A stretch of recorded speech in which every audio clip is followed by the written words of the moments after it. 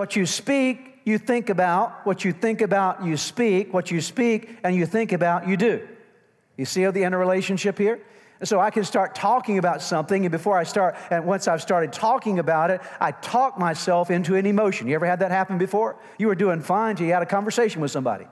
You had this conversation with them, you started talking. The more you talk, everything revved up inside. And before long, you got all these emotions going on inside of you that are negative emotions because you engaged in a conversation. Your words affected your soul. The same is true that in your soul, that you begin to think certain thoughts. If you think them long enough, you start talking them. You begin to communicate about them. And what you think and what you speak ends up designing and directing how you live your life. And so your thoughts and your words shape your life. That's why the psalmist David prayed this very important prayer that I want us to read together. All of our campuses this morning, Psalm chapter 19, verse number 14. It's going to be on the screen. So would you read aloud and loudly with me this tremendous prayer? Let's read it.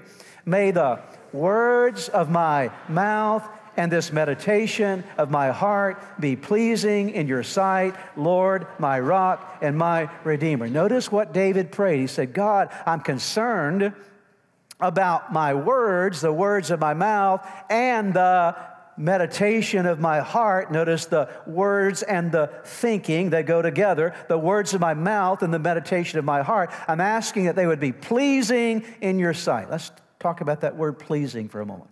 I think all of us here today would say, I want to be pleasing to God, right? I don't think you'd be in church this morning if you didn't have a desire to please God. I know that's in your heart. You want to please Him.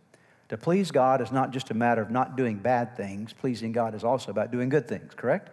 You don't just please God by avoiding the bad. You please God by learning how to do the good. And the same is true when it comes to the words of your mouth and the meditations of your heart. It's not just a matter of getting the bad words out of your life or the bad thoughts out of your life. It's also about bringing the good words into your life and the good thoughts into your life.